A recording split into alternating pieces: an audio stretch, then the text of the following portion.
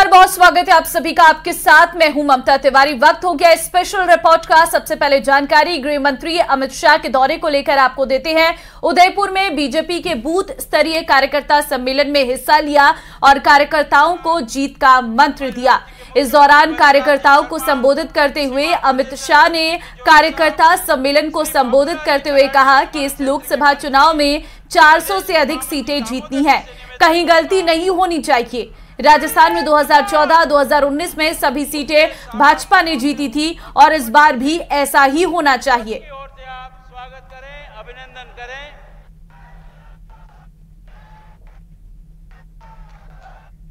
स्वागत है भाई, स्वागत है। 2014 में राजस्थान के सामने आए, आपने सभी की सभी सीटें मोदी जी की झोली में डाल दी।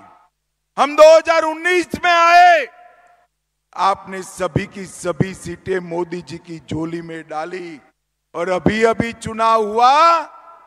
इस चुनाव में भी भजनलाल के नेतृत्व में पूर्ण बहुमत की भारतीय जनता पार्टी की सरकार बना दी।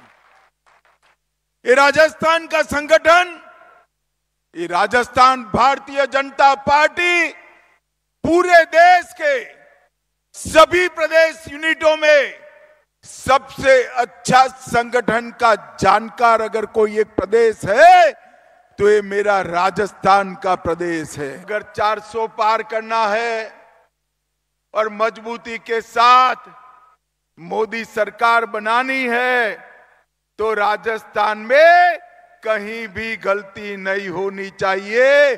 फिर से एक बार हैट्रिक लगाकर 25 की 25 सीटें मोदी जी की झोली में डालनी है।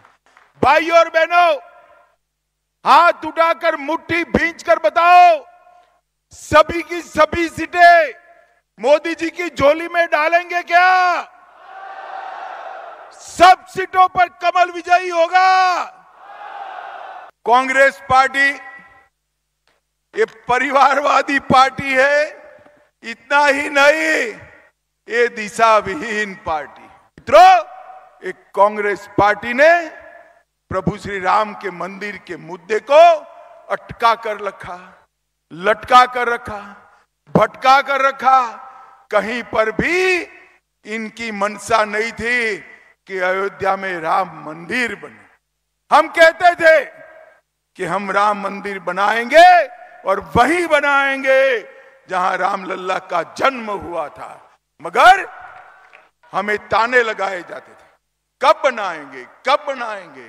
और इस 22 जनवरी 2024 को वो दिन आ गया, मोदी जी ने रामलल्ला की प्राण प्रतिष्ठा कर कर पूरे भारत को हर्षित और आनंदित कर दिया।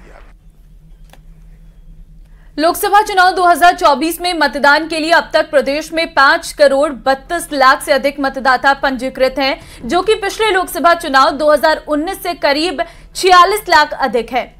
वहीं आपको यह भी जानकारी दे दें कि खबर राजधानी जयपुर से है।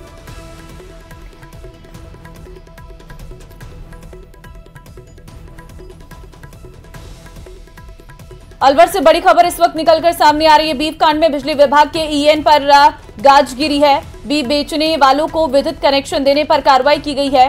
किशनगढ़ बास उपखंड के ईएन को एपीओ किया गया है। एईएन दिनेश भड़ाना को किया एपीओ। बीफ बेचने वालों को विद्युत कनेक्शन देने पर यह कार्रवाई की गई है। तो बीफ कांड में बिजली, आपको बता दें कि बड़ी कार्रवाई यहां पर अलवर से बड़ी खबर निकलकर सामने आ रही है। किशनगढ़ बास उपखंड के ईएन को एपीओ किया गया है। बिजली विभाग के ईएन पर गाज गिरी है। बीफ बेचने वालों को विद्युत कनेक्शन देने पर यह कार्रवाई की गई है। एईएन दिनेश भड़ाना को एपीओ किया गया है। किशनगढ़ बास उपखंड के एईएन को एपीओ किया गया है। अलवर से ये बड़ी जानकारी इस वक्त आपको दे रहे हैं। इस पूरे मामले पर लगातार कार्रवाई भी चल रही थी। संवाददाता राजेश फोनलाइन पे इस वक्त हमारे साथ है। राजेश, जानकारी निकलकर सामने आई है कि बीफ कांड में बिजली निगम के एईएन पर गाज गिरी है, क्या अपडेट? जी, पूरा मामला बीप कांड, जो बीप की मंडी सज रही थी, वहां पर जो सरकारी जमीन पर अवैध रूप से रह रहे लोगों के किस तरीके से बिजली के कनेक्शन जारी किए गए थे, इस बारे में सवाल पूछने पर एईएन कोई संतुष्टपूर्ण जवाब नहीं दे पाए थे, जिससे नाराज होकर मंत्री ने कहा कि ये भ्रष्टाचार की पराकाष्ठा है और इस तरीके से मुफ्त का चंदन बांटा गया है। कहीं न कहीं इस वजह से इन लोगों को बढ़ावा मिला है कि सरकारी जमीन पर सैकड़ों बीघा जो सरकारी जमीन थी उस पर अवैध रूप से खेती की जा रही थी और वहां पर लोग घर बसाकर रहने लग गए और उसके बाद वहां बीफ की मंडी का कारोबार सज रहा था। तो कहीं न कहीं मंत्री की नाराजगी का खामियाजा उनको भुगतना पड़ा है और मंत्री के निर्देश के बाद जो बिजली निगम की जो टीम है उसने 7 जो कनेक्शन है वो काट दिए गए और बोरवेल वहां से है उनको ध्वस्त किया गया है और इसके अलावा जो बिजली की जो तार है, पोल है, वो हटा दिए गए हैं। तो कहीं न कहीं ये बड़ा एक्शन है। मंत्री के दौरे के बाद ये कयास लगाए जा रहे थे, जिस तरीके से मंत्री ने उनको लताड़ लगाई थी, तो तभी ये माना जा रहा था कि एईएन पर गाज गिरनी है वो कब कितना टाइम लगता है। तो आज दूसरे दिन इस पर कार्रवाई हुई है। राजेंद्र, क्या और भी विभागों पर कार्रवाई हो सकती है, क्योंकि ये अपने आप में बहुत बड़ा मुद्दा है? जी, आज जो नवनियुक्त जिला कलेक्टर हैं आरतिका शुक्ला, उन्होंने अधिकारियों को चलिए आगे बढ़ते हैं। राजस्थान में हुए पेपर लीक पर एसओजी ने बड़ा खुलासा किया है। एसओजी ने जूनियर इंजीनियर पेपर लीक 2020 के मामले में मास्टरमाइंड समेत 4 लोगों को गिरफ्तार किया है। गिरफ्तार चारों आरोपी सरकारी कर्मचारी है। पटवारी हर्षवर्धन कुमार मीणा पेपर लीक का मास्टरमाइंड है। हर्षवर्धन के साथ एसआई राजेंद्र कुमार यादव उर्फ राजू को नेपाल बॉर्डर से पकड़ा गया है। वहीं 2 आरोपी टीचर राजेंद्र कुमार यादव और लाइब्रेरियन शिवरतन मोट को अलग अलग जगह से गिरफ्तार किया गया है। चारों ने जयपुर के सरकारी स्कूल से पेपर लीक कर अभ्यर्थियों को बेचा था।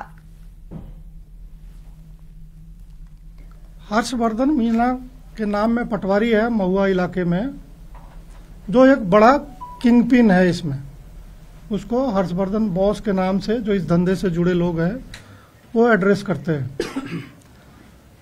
तो हम लोगों ने जब जानकारी जुटाना चालू किया उसके बारे में, उसकी खोजबीन चालू करी, तो वो नेपाल में जब भाग के छुप गया था। पहले भी जब जब पुलिस का इस तरह के खोजबीन चालू होती थी तो वो नेपाल में जाकर लंबे लंबे टाइम तक छुप के वहां शेल्टर लेता था। तो ये पूरे इसकी गतिविधियों पे निगरानी रखते हुए और बाकी जो कड़ियां हैं उसको हमने जोड़ा है। तो ये जो पेपर है जेईएन वाला, ये एक स्कूल है शहीद दिग्विजय सिंह सुमेल राजकीय उच्च माध्यमिक विद्यालय खातीपुरा। इसी में एक पदस्थापित तृतीय श्रेणी अध्यापक है राजेंद्र कुमार यादव, पुत्र द्वारका यादव। इस टीचर ने ये पेपर चीरा लगा के सबसे पहले शिक्षा मंत्री मदन दिलावर ने कांग्रेस नेताओं के बीजेपी में शामिल होने पर बड़ा बयान दिया है। उन्होंने कहा है कि जो देश और समाज के बारे में सोचता है वो किसी कीमत पर कांग्रेस के साथ नहीं रह सकता। कांग्रेस नेता संभल रहे हैं और बीजेपी से जुड़ रही हैं। सुनिए आगे और क्या कहा। देश के बारे में, समाज के बारे में सोचता है कि इस व्यक्ति के साथ रहने में देश का भला नहीं है, मेरा भला नहीं है, समाज का भला नहीं है। तो जिसमें थोड़ा भी इस प्रकार का अंश होता है तो देश के बारे में, समाज के बारे में सोचता है, तो किसी भी कीमत पर कांग्रेस के साथ नहीं रह सकता। धीरे धीरे कांग्रेस में रहने वालों को पता चल रहा है कि हमने हमारा जीवन इतने सालों तक, इतने वर्षों तक बेकार कर दिया है और अब तो हमको संभलना चाहिए। तो कांग्रेस के लोग संभल रहे हैं और भारतीय जनता पार्टी जिसके मन में, जिसके काम से ऐसा लगता है कि राष्ट्र प्रथम है, हमारा देश प्रथम है, हमारा हित सेकेंडरी है, तो फिर वो सब लोग भाजपा पार्टी के साथ जुड़े।